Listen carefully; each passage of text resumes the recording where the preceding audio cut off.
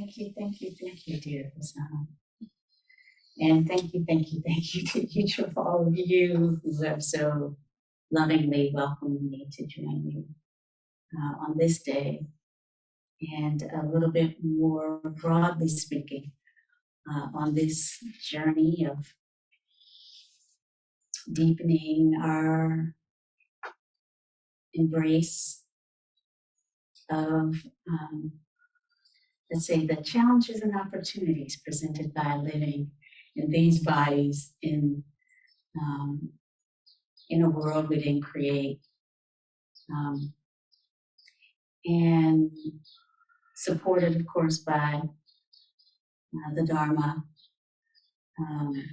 the principles and practices of the Dharma, and by including, of course, our Sangha. So I am really quite honored to join you. And before really saying too much more, I wonder if you'll join me in just a few moments of sitting together. Settling in.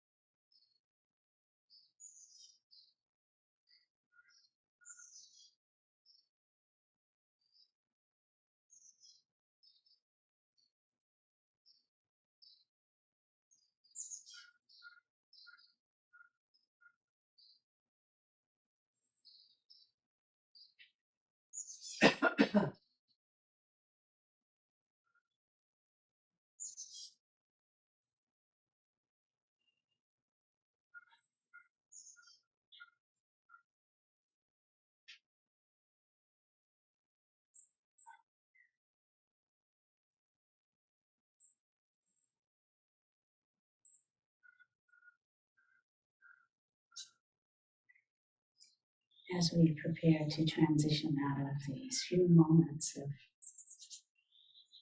touching deeply in this present moment, this very life, and I offer the following few phrases inspired by a traditional meditation practice of loving kindness. The invitation would be for you to follow along in my recitation and inwardly recite these phrases to the degree that you feel comfortable, maybe selecting the words that resonate deeply your own heartstrings, or perhaps simply feeling the quality of metta implied by these words deep within your own being, perhaps represented by the sun, our hearts, as Thich Nhat Hanh so beautifully expressed it.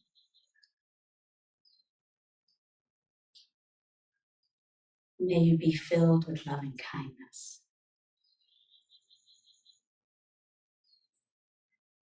May we each and all be well in body and in mind.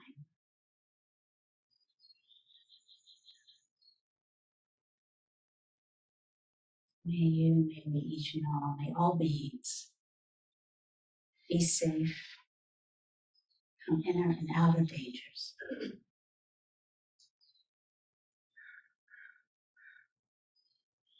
May all beings be truly joyful, easeful, and free.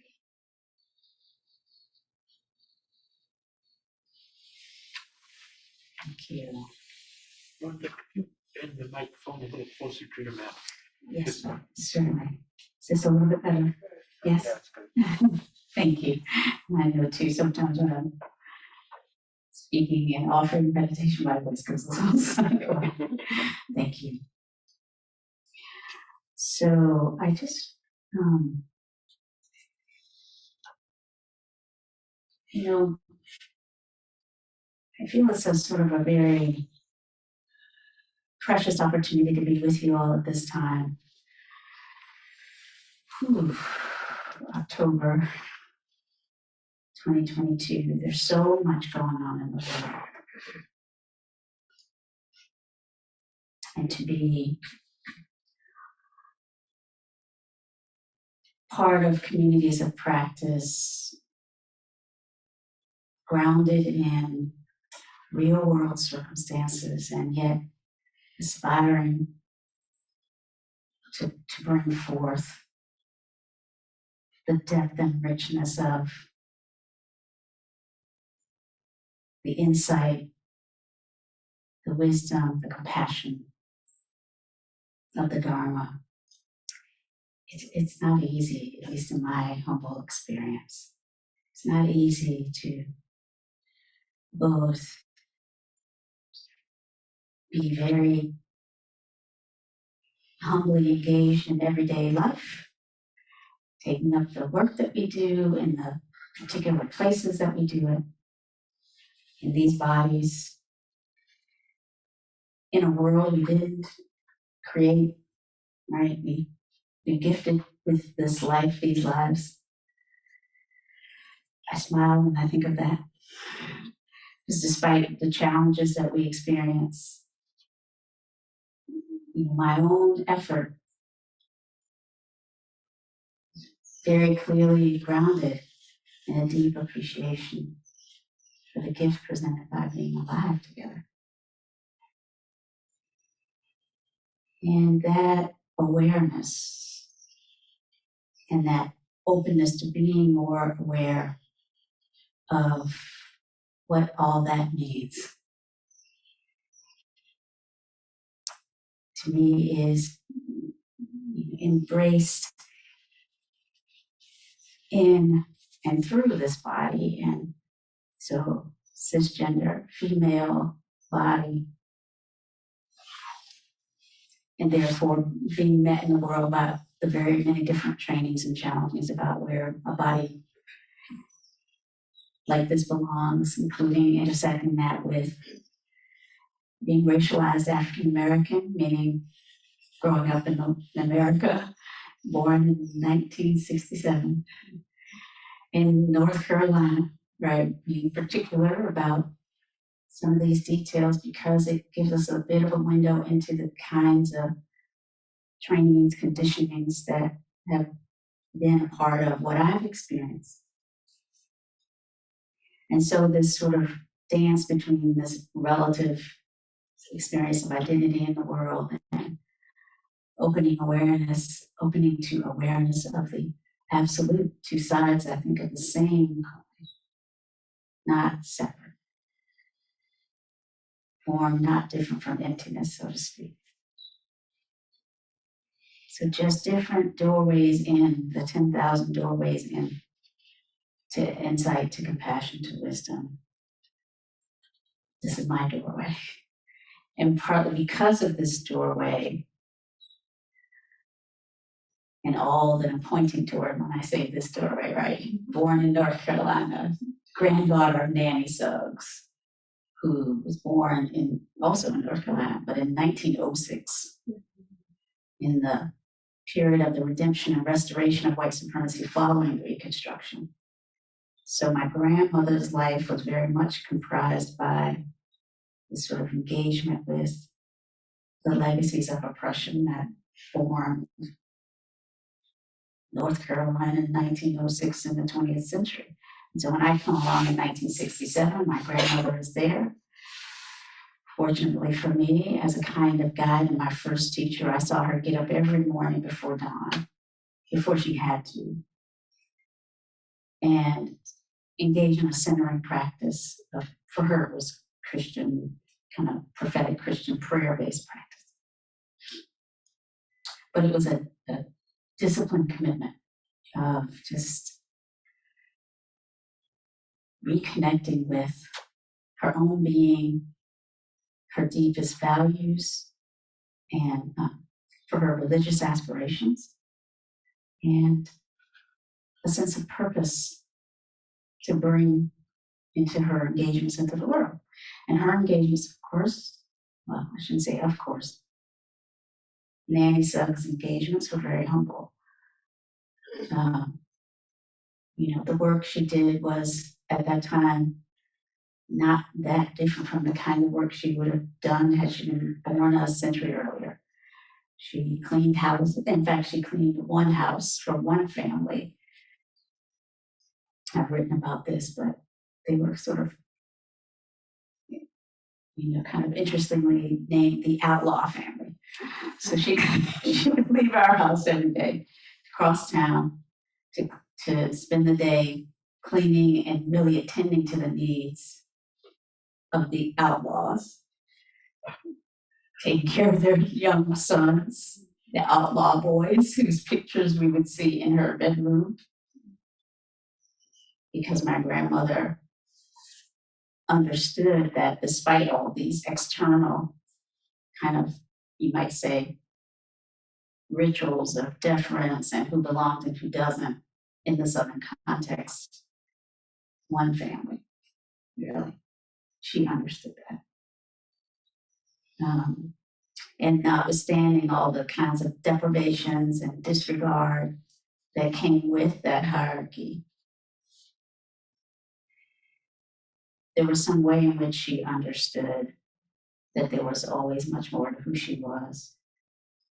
And so as I come to you in an effort to really just offer a hand of support, frankly, humbly to join with you in the work that you have already been doing, to bring forth this way, and to more deeply embrace the call of liberation for all as a part of this way. I am grateful that as I come and offer a hand of support, I lean into the insight, wisdom, compassion that I know to have arrived at my doorstep through the humble being of my grandmother Nanny and countless beings like her, unsung, not known in a broader world as teachers, but a teacher, of course, nevertheless. So I am aware that as a part of the process by which you all are being invited to really explore, just how your Sangha, how our Sanghas, how the one Sangha, if you will, many communities, one Sangha, being the name of a course that I co-created with Patricia Ikeda and Crystal Johnson. You all know this is a course that you all have been given an opportunity to share and explore together. We created that course last year, 2021, in the midst of the still ongoing pandemic. We met for many hours, really, I think all of us in our different ways feeling called to offer whatever we might, again, as humbly as we might, knowing that we're all works in progress. We're all maybe at different places along a journey, but here perhaps to help each other as best we can. So in this course offering, each of us sought to draw deeply on, the the dharmas, practices, principles, allied, and the practices and all the allied disciplines of study, being together in community, to help really turn us toward looking at what gets in the way of deeper inclusion and access, what gets in the way of more courageously seeing the barriers to compassion, which include bias and the sense of like certain people belong, certain people don't, certain ways of being resonate more with us.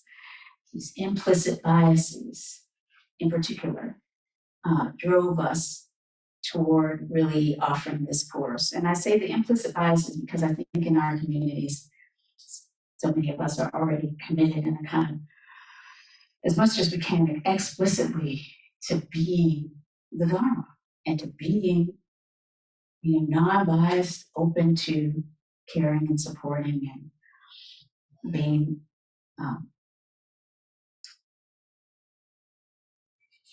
not racist. And the invitation, of course, is to really look at how a deeper commitment to not just not being racist, not being biased, but really exploring what a vision of true liberation. Anti-racism is a term that we'll use, and we'll be using other terms that sometimes are hard to hear as we do this work. Really exploring how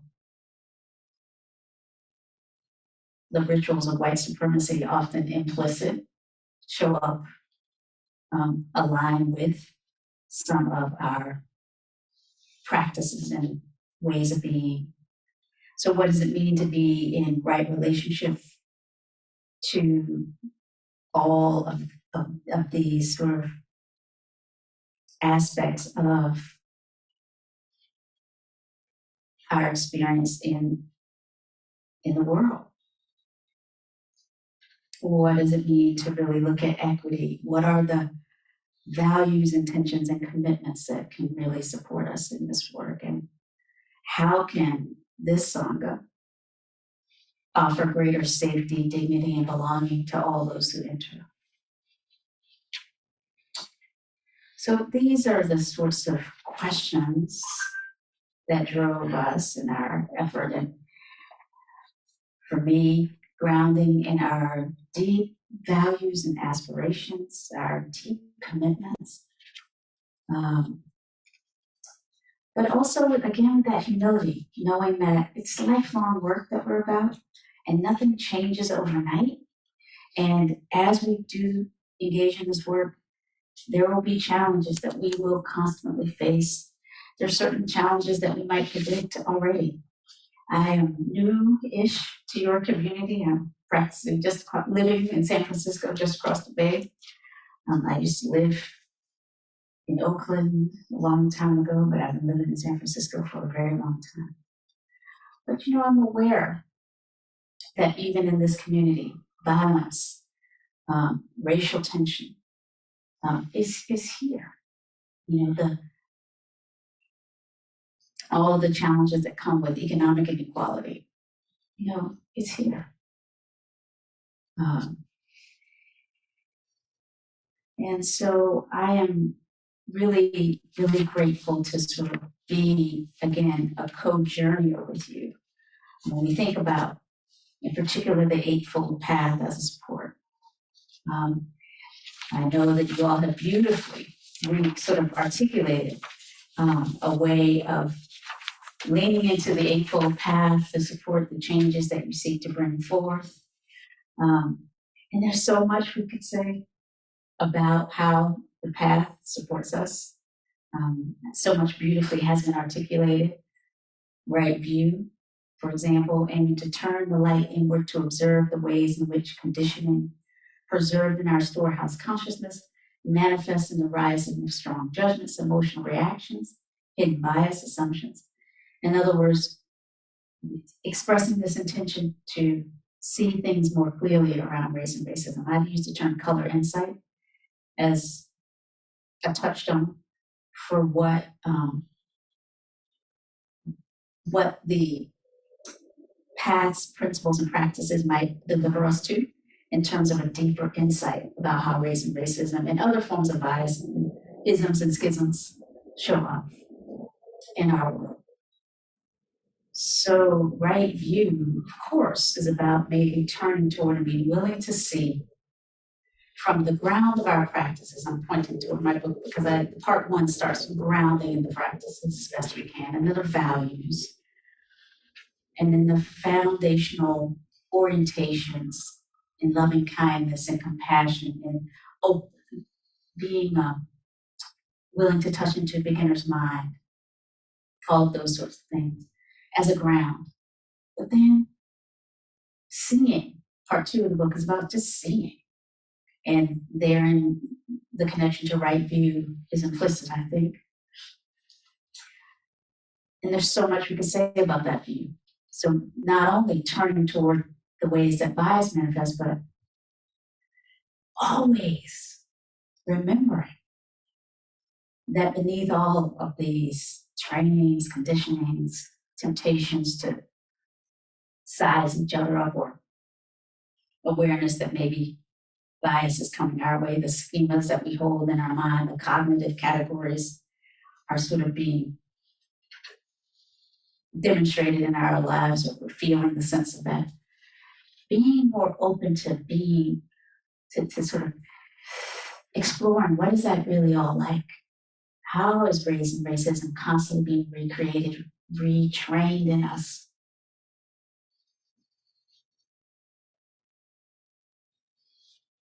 Being willing to see that more clearly, but never forgetting that in an instant, we can at the same time drop into the sense of our being. I don't even know, I don't have the words for that part. But you get what I'm sensing, what I'm trying to say, that the invitation is to not be afraid, to be courageously willing to more deeply explore at a personal, interpersonal, systemic, structural level what there is to see about how bias, how identity-based assumptions and norms might be getting in the way of our deeper engagement, while at the same time never forgetting the depth of our being.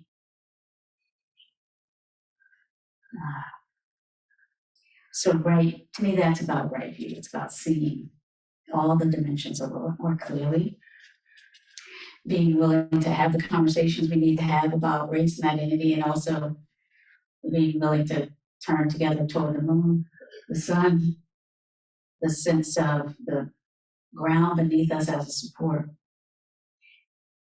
without in any way bypassing, right, the challenges, right, to see that it's all always here. Sometimes I struggle with the right words, but I hope you're getting a sense and flavor of what it is I'm trying to bring together here. Like, yes, we're going to talk about diversity, equity, and inclusion, and we're also never going to forget, right? We're not going to forget that we are on this planet where absolutely everything is connected and on this mystery called life, right here, right now in the heavens, right here, right now, blessed with this moment, and we don't know beyond this. So may we energize our efforts with like that desire to just make the most of this opportunity. And that includes opening that aperture. So right view, right thinking, of course, right speech and action. So we're being mindful to the language and being willing to open up to teachings and learnings about new words and new ways of being around language, because we've heard and willing to hear the pain that some of the ways we speak might land in someone else's experience and create a barrier for feeling held and invited in. And yet, at the same time, we're developing that capacity to open spaciousness around our own tender reactivity.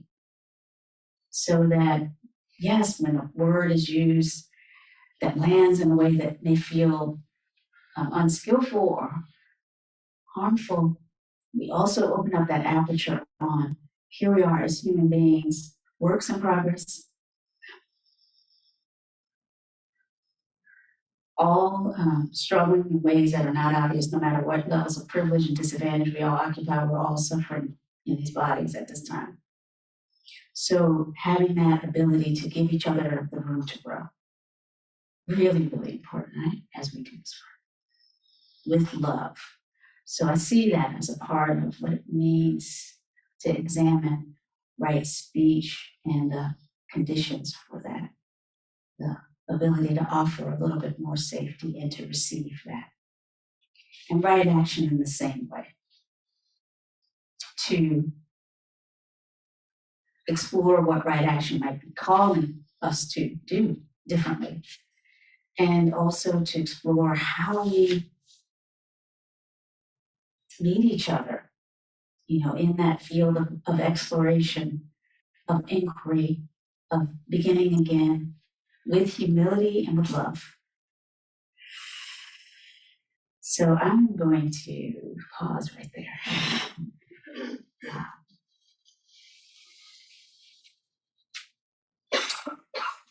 Pausing to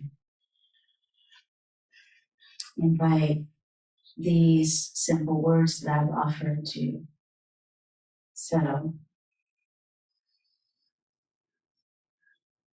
And as we breathe in and out together in this one moment that we know we have,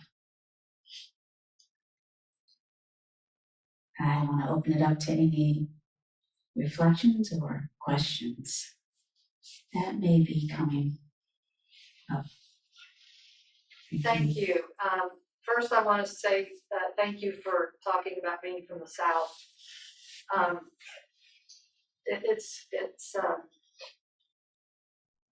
I grew up in the South, and I certainly wasn't of the socioeconomic of the outlaw family, but I grew up witnessing things that I never understood. They really felt something was wrong, but I didn't start learning what that was until I was, in my 20s. But I've been very excited about this book I've been reading. It's by Will Smith. Will Thomas is his pen name. He planned in 1947 to move his Black family from Los Angeles to, are you familiar with this book? To Haiti, because he wanted his family to be in that environment. He changed his mind because he decided he didn't want to leave America. Mm-hmm. So he moved himself, his wife, and his 3 children to Vermont. He chose Vermont because their constitution from the beginning said, we will not allow slavery. It's 1770 maybe. They also gave rights to Black men to vote. So he moved them there, and I want to read a little bit. There's some online. He wrote an essay, and he's reading it, and I've listened to it, but I've also been reading his book. And he said, unless one seeks sincerely for whatever it is he most wants, he surely will not find it.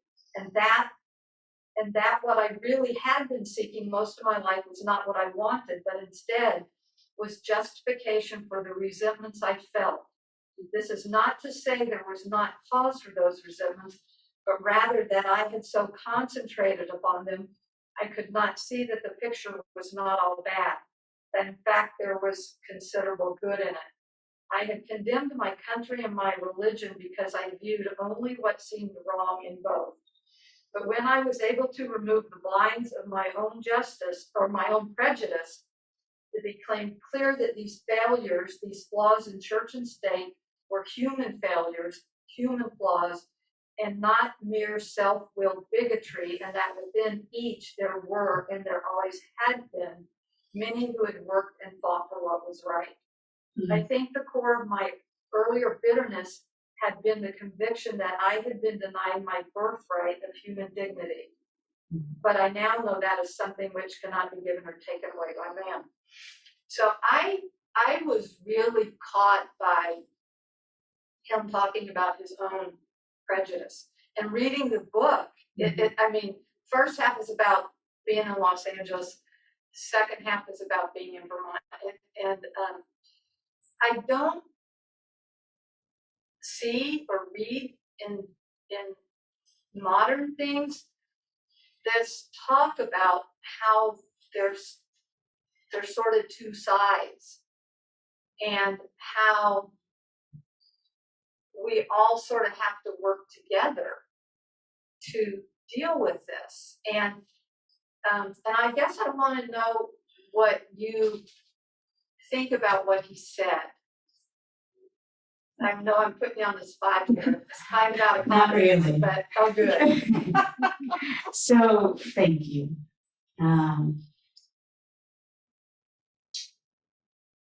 Yeah,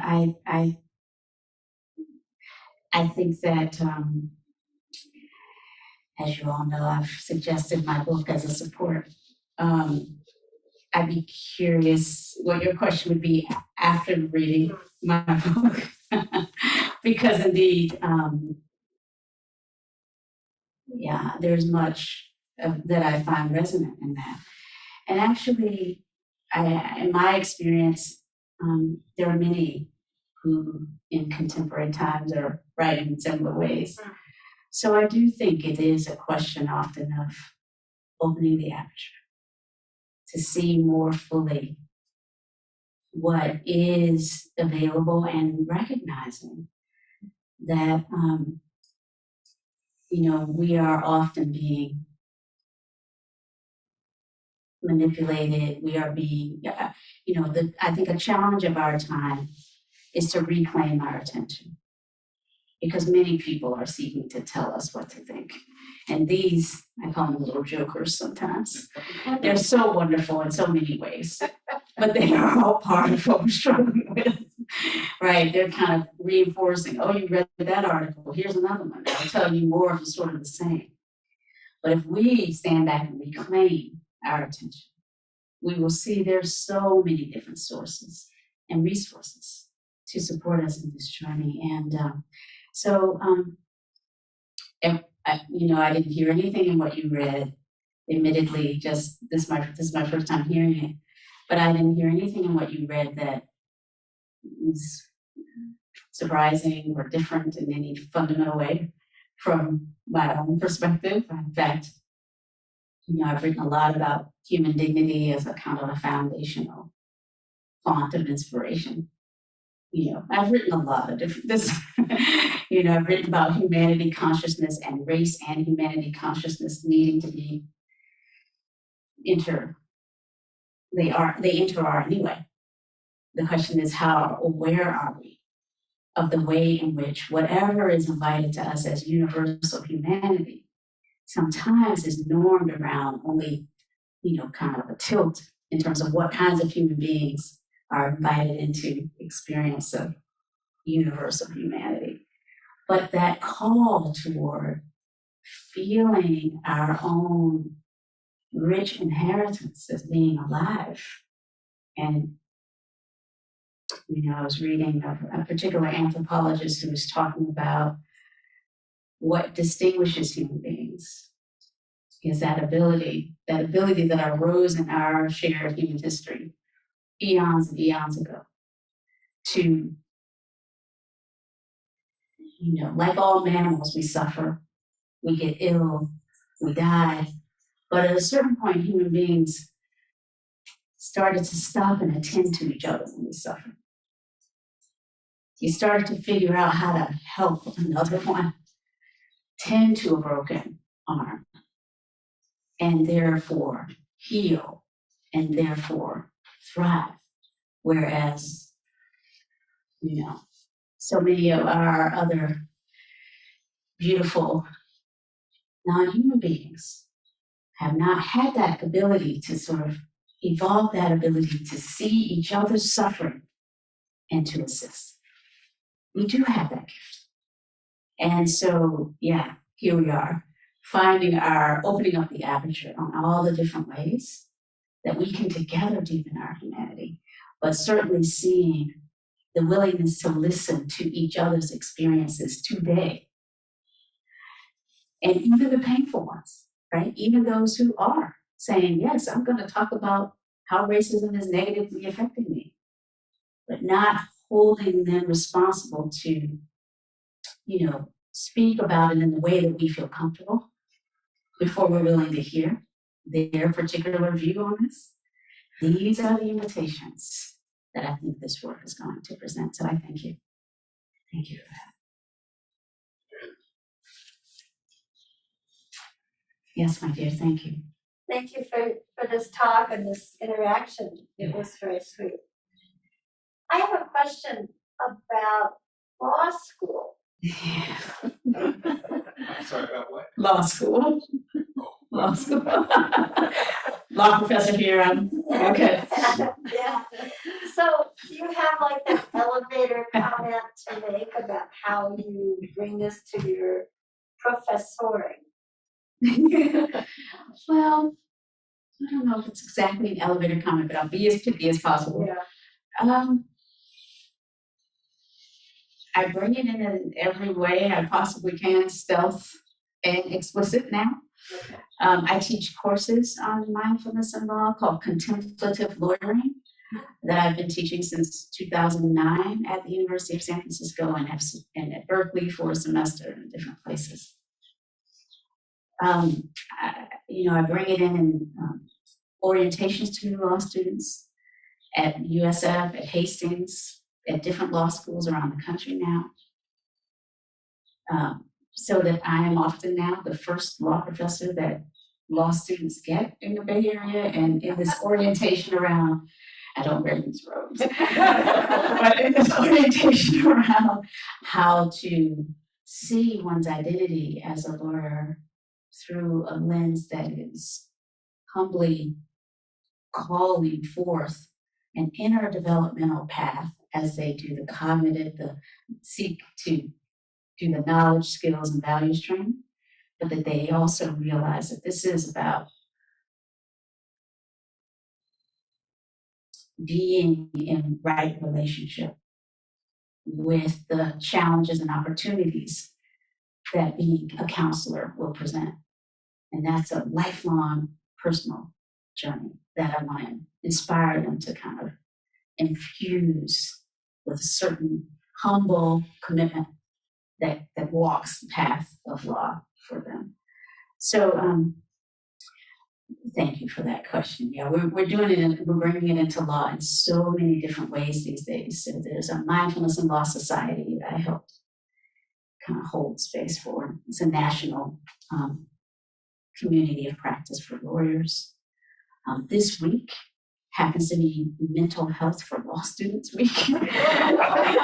So I have to put an extra effort to the law students to join us for meditation, because I offer meditation weekly drop-in at my law school as well. So we're doing every little thing that we can, and we hope that these little things can make some difference. Thank you. I appreciate it.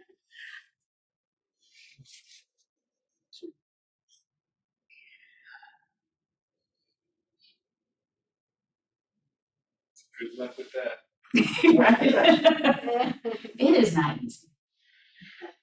And in fact, I'll say, so I've been teaching law for more than 20 years.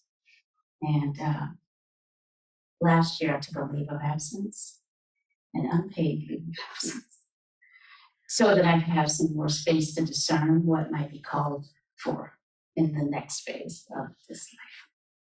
And if it be that I stay in law, how better to keep doing this work,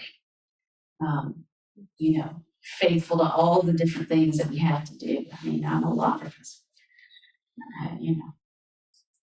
and yet higher education generally, neoliberal, kind of values, all the things that we're up against in the world are showing up right in academia and showing up right in law, as we know.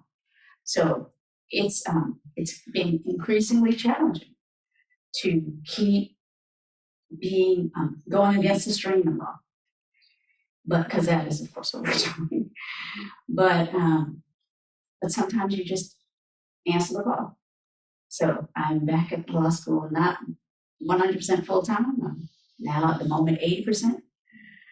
But it's because of this commitment to making a way out of no way, as my grandmother Nanny would say. We make a way out of no way, and we're trying to make change where we are. But it is not easy. And I see that as, again, it's like there's so many different ways we can think about our work, the work we're called to do out in the world, in our sanghas. I have a friend who is a Jodo Shinshu Buddhist practitioner living in Oakland, raising children in Oakland, multi-generational Asian American cisgender woman. And, I'm aware of how her and how Asian American heritage so richly infusing our communities in the Bay Area is also kind of, it feels like an elephant in the room of our Zendo sometimes. The way that the racism, frankly, that many of our Asian American friends and community members, Sangha members, the racism that was experienced and has been experienced here in the Bay Area against Asian Americans is part of the deep legacy of what feels like a divide sometimes between various sects and ways of practicing Buddhism. And so there's so many ways that the work that you all may be, sort of deepening over the next many months and beyond, just may open up new conversation and opportunities, but that is, that may move us against our own strings. So I'm saying, when I think about saying, yes, I'm stay in law and do what I can to move in the stream, each of us has an analog to that. And the work that you'll be doing in your Sangha will have an analog to that. Like, yes, there are these traditions. I'm there to help students pass a bar. I'm not there to come in and change absolutely everything, and the changes that I make may be subtle. So similarly, our sanghas are often formed in certain ways. We're not going to change them overnight. And so it's like, how do we be in wise relationship with what we're called to bring forth at this time? Not easy. That's what we're doing together. And I honor all that is within you that you lean into on this journey. Maybe we have time for one or two more reflections or questions. Anybody in the I online guess they would chat? speak up if there were anybody. Oh, Would they speak up for I don't see any. Yeah, if there's anyone in the online Zendo who has a question, I don't see a hand raised as of now. It's hard for me to actually reach and open it up. But if anybody has a question, oh, we see. Yes, thank you, my dear. Here in the present Zendo. I'll offer a reflection, or I was just noticing at some point, can you hear me? I can. Thank you. At some point, I heard you say something about how we're going to, in this program, talk about racism and anti-racism, and at the same time holding togetherness and all that. And what I noticed something in my body when you said we're going to do this, the first part, racism, anti-racism, I was like, "Ah!" There's something like it was palpable, really uncomfortable. And then when you said the other, and we're also doing this, I just kind of went, just this sense of ease and relaxation. And then I thought about that experience and how do we not just stay over there? Because that moment when you just crystallized it, there was this like, agitation, Mhm. fear. I just want to offer just this, yeah, share that experience with you and everyone. Mm. And a question it prompted.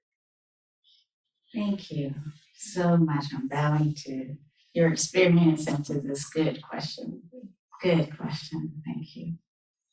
And I want to just open up the aperture and invite reflection. Again, this is why we have these moments of question and answers for all of us. Was there anything resonant in what was just shared? Right, when I name, we're going to look at racism, anti-racism, all the isms and schisms, what's coming up in our bodies? Are we feeling a little bit of tension? Each one of us, of course, is a world of experience and trainings and personalities, right? So deep bows to all of us for having the courage to even say we're going to try to do this together. Because in my experience, if I'm just honest about what it's like for me to look at my own experience and try to clarify my own mind, I'm going to sometimes find values in conflict and stories in conflict and painful memories and stories and images. So I just imagine when I sometimes, the words that we use to describe the kinds of things that we're looking at do trigger, in a certain sense, those bodily sensations that remind us that we have had experiences around these things, that we have seen what happens in the world when we try to bring up these topics, right? So as you helped us just to sort of bring this explicitly into the room, I'm just saying that each of us probably have some way of really resonating with what you're saying.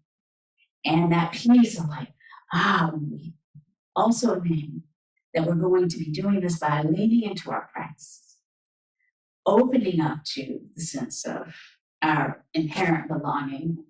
I always think of it as like, life selected for all of us. There's really no accidents. We're here. And to me, there's like a gratitude, and you see the smile that automatically comes on my face, and I realize that. And yet it can be very challenging to sort of bring those two together, like the fierce willingness to see more clearly the inequities in our midst and the personal, interpersonal, and the systemic structural ways that they are hard to undo, and they keep coming back. To have that courage to look at those, but also be able then to ground ourselves in, let's call it the Dharma, and the practices and principles and disciplines of these, or what we call the Dharma. That invites this question: are we able to continue that both and, if you will, that multiple perspective on reality that we're inviting in? And I say yes. I say absolutely. I say, like, if we can't do it with, if the Dharma isn't helping us with this ability to, more skillfully speak to the multi-dimensions of what it means to be alive. I mean, I'm here because I believe that these practices may support us. I'll say may support us, right? If we lean into them for this, they may support us in ways that other modalities, in my experience, don't as well. But it is never easy. So it does, I think the question of how do we keep, not bypassing, not going into spiritual bypass of like, isn't it nice to just stay in the all one place and, don't harsh my mellow about bringing up racism again, right? Or are we done with that? I thought we had that conversation about racism. Can't we just sit again? So I think the part of how do we keep, being in that, seeing, for me, this is equanimity. One of the four noble abodes, the Brahma Viharas, compassion and sympathetic joy, right? And empathy and right? And loving kindness. And yes, equanimity, the flow. And that is something we need to keep uplifting. That's what we're practicing. Yes. Well, now as you're speaking, I'm getting the thought that it's the second part that gives me the energy and the inspiration. All of the juice. Yes. That's to me love, I'm going to say also. When I think of the four Brahmaviharas, like the shorthand word for me is just going to be love. Like, whenever, again, I am a lawyer and a law professor and a Dharma person. So whenever I use words, I'm always thinking, the image in my mind is like that finger pointing to the moon. I know that any word I use might be interpreted in this and that kind of way. And if we get too cognitive, we get into some big argument. So I hesitate sometimes to use the L word straight up. But love is my shorthand for what this is about. When I think about being aware that we have this moment and we don't know, we hope and pray we have, as my grandmother would say, we hope and pray we have a long life and we plan and we do all, but we have this moment. And then that question, how do we want to live? How do we want to be with each other? How do we want to be in relationship to all that is, from that insight that this could be the last? And personally, that's where the juice and the inspiration keep showing up. If there's one word that defines what I'm hoping to lean into as a support for the work, it is love. It is that sense of that loving embrace of the possibility and potential of this moment to be new and better and more healing and more capable of